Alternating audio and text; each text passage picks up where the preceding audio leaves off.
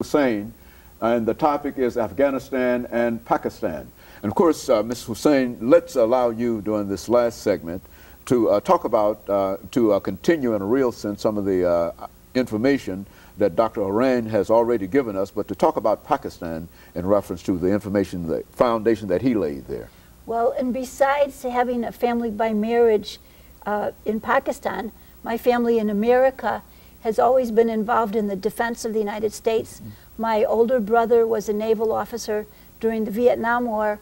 My two nephews fought in Iraq, and I have a nephew, George, right now fighting in Afghanistan. And I feel it is our duty as Americans, in remembrance of the blood that's been shed and the lives that are being risked, we have to learn from the lessons of history that Dr. AArain was referring to. We have to learn from our past mistakes and past successes, not to repeat the same mistakes. So I am very concerned that we had such a quagmire in Vietnam, a counterinsurgency war. We had to leave in disgrace and humiliation. I'm very concerned that the same thing will happen in Afghanistan. And one part of me, of course, wants that my nephew should have the best equipment and people should come and help him and he should be safe and secure. But the rational side of me wants him to be withdrawn from Afghanistan, because I agree with Dr. AArain that every time we kill a civilian in Afghanistan, that spawns more terrorists, more insurgents. It gets us deeper. It makes people hate us more.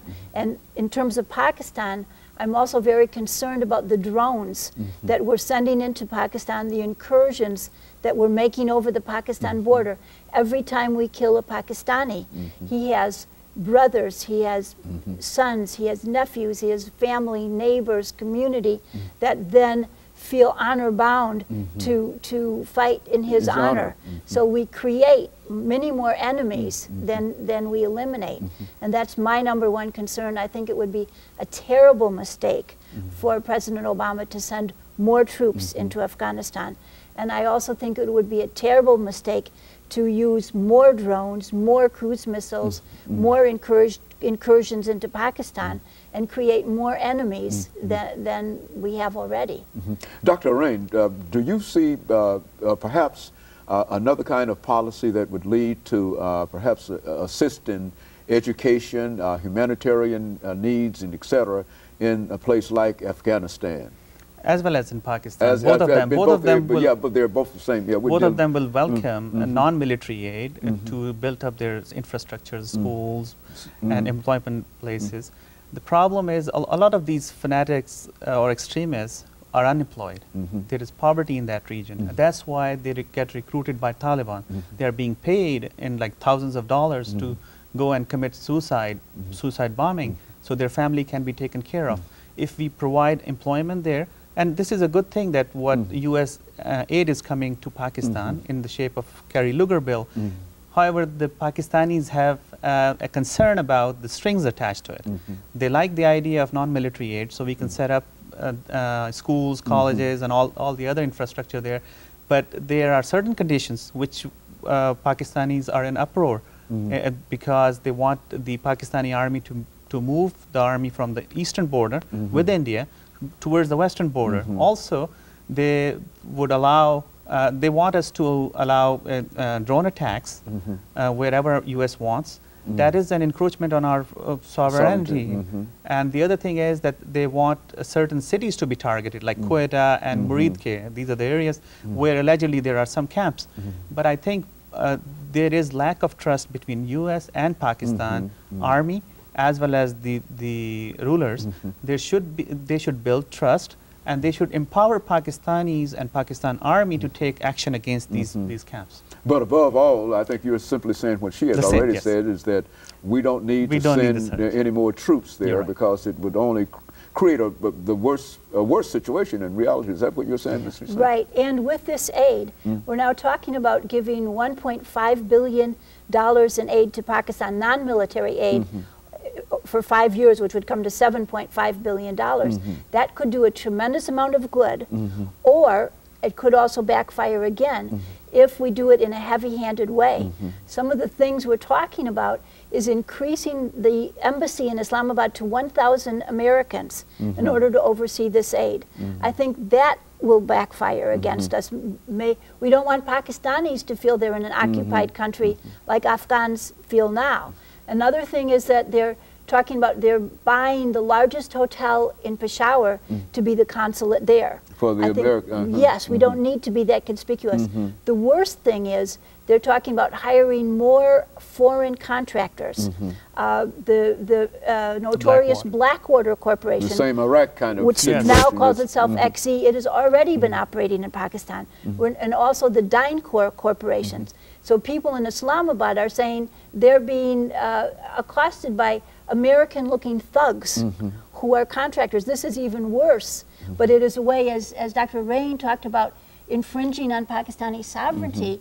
Having contractors and having drones is, you're not fooling the Pakistanis. These are ways of getting around Pakistan's sovereignty, and it creates even more anger than forthright military incursions. Well, Dr. AArain, do you think that perhaps this point of view that we ought not to increase our military aid and military presence in these two countries, do you think that that point of view is getting through to decision makers in Washington, D.C.? I mean, the things that the two of you are saying seems to make sense to me.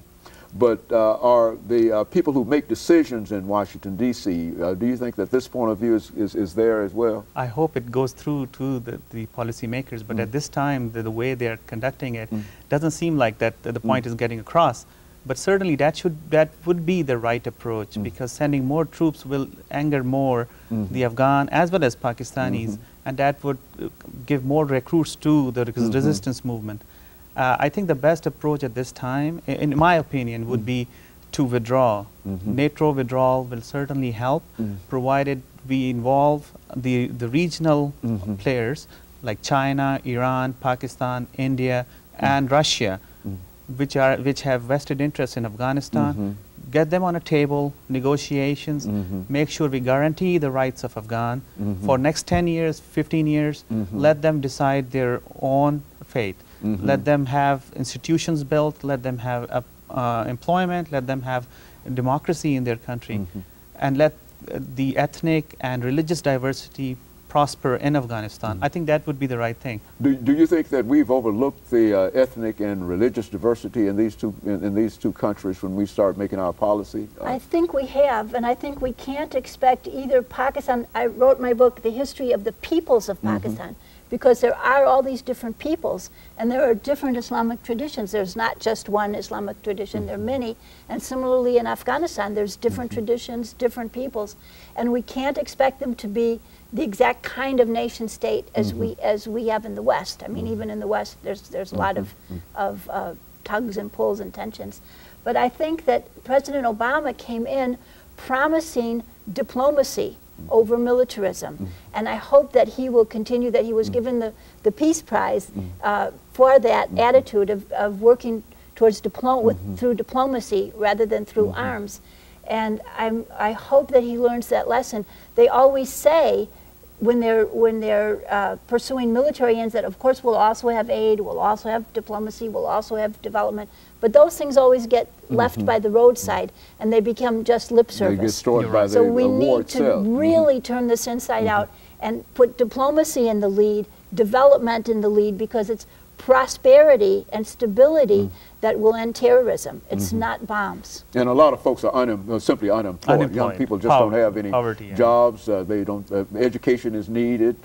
All of the money that we're putting on drones and tanks and etc. That could be very, very helpful in terms of creating a different kind of situation that would allow us, give us some kind of justification of being able to withdraw. Is that what the two of you are saying? Education. When people are educated, when they have employment, they won't have enough time to go with these extremists. Then this religious extremism will die out. That would be the right way to do. Finally, we've got about a minute here before the end. Well, I just think it's been 8 years now, and what we've been doing has gotten us deeper into a quagmire. So we need to learn the lessons of Afghanistan and the lessons of Vietnam. And when I was young, I was worried about my brother in the Vietnam War. Now I'm worried about my nephew in Afghanistan. We have to learn the lessons of history. Very good. And let me thank the two of you, Ms. Hussain and Dr. AArain, for coming by and giving us that excellent information today, because I think that we are all so confused in reference to what is going on, the killing and et cetera, but I think that that is a ray of hope in reference to what we're trying to do. And let me encourage our audience to tune in again next week for another informative edition of Comments. Thank you and goodbye. Thanks. Thank you very much.